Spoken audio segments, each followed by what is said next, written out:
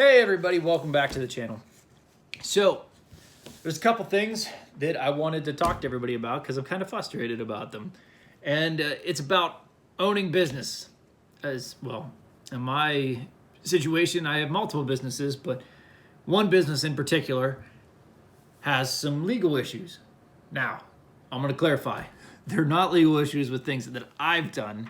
It's things that I've made mistakes in hiring other people, and now we're trying to correct those through the legal system.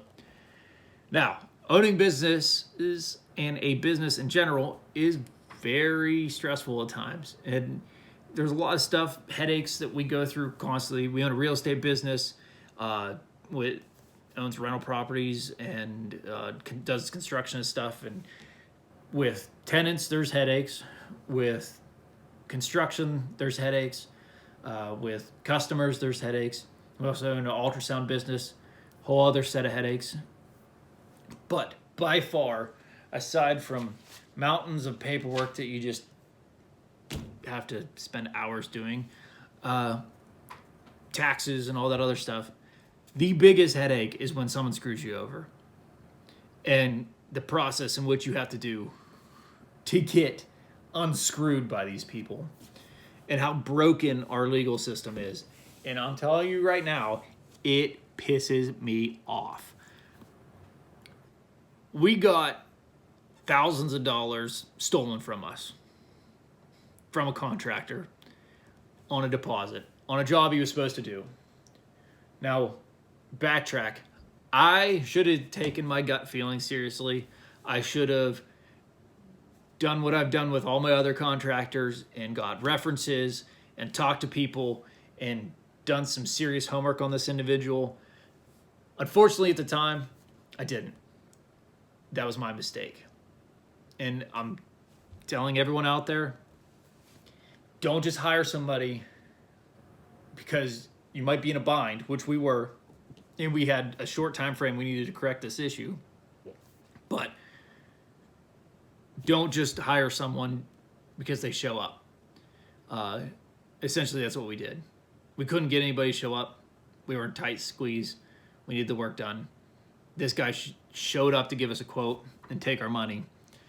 And we didn't, I didn't do the homework on him, and I should have. If someone doesn't have references, doesn't have phone numbers that give you the past customers, don't use them.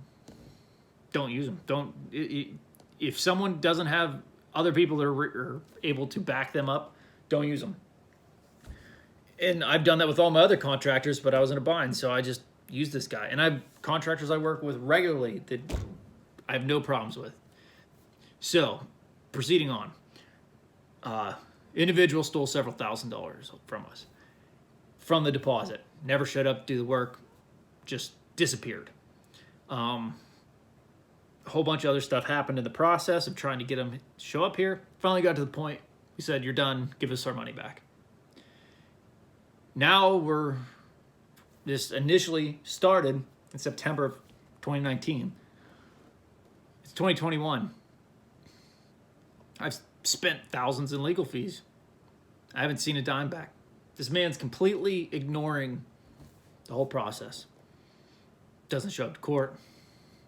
It's judge has said that we're right, and it's frustrating because essentially the legal system's set up this way. If you own a business and you take someone's money or do a bad service for them, it's the equivalent of me going to my neighbor's house, stealing their car, driving it around for a couple days, and then bringing it back and going, hey, no harm, no foul, you got your car back. That's how the system's working. And that's how they have it basically set up. Now, if you would come to my house and knock on my door and I had my neighbor's car in the garage, and I said, no, you can't come in my garage and get that car back, then I would be criminally charged for theft. But in this case, this guy has my money. He stole from me. He's refusing to give it back. The court system I'm going through civilly, we're now at the point where the sheriff's department has to go and determine what assets are his to attempt to take them from him, to take them to sheriff's sale so that I can get some of my money back. I'm not going to recoup all of it. I'll lose a couple grand in legal fees in the process of trying to get my deposit back, which I think is absolutely absurd. It's completely absurd, actually, that I'm having to pay to get my money back because someone stole from me, and then I'm not able to recoup the cost of the fact that this person stole from me. So I'm only going to get a portion back of what I even initially lost. Now, is there a point where you have to write it off and just go, hey, I'm the idiot and I lost? Yes. We're not quite there yet, but it's fast approaching. And it's just frustrating that someone can steal from you as a business owner with no remorse, and they can essentially keep operating day to day and scamming other people, and the system isn't going to do anything. But that's my complaint. So to those of you out there that are looking at hiring contractors to do stuff on your personal home or even in an investment property or something along that lines, do your due diligence. Look things over very closely and make sure these people aren't shady. If your gut doesn't feel right, don't go with them. Just don't. Find somebody else. Might take a little bit longer, but if I would have waited another month or two, I might have been able to get someone there. And yeah, something might have, it was a project that needed done quickly, but now I'm 2 years into thousands of dollars and I'm sitting here complaining on YouTube because I don't have any other route at the moment. Just waiting. So that's my 2 cents. Look things over. Make sure you hire the right people with the right background.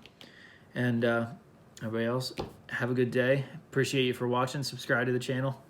Like, comment, and I'll talk to you later.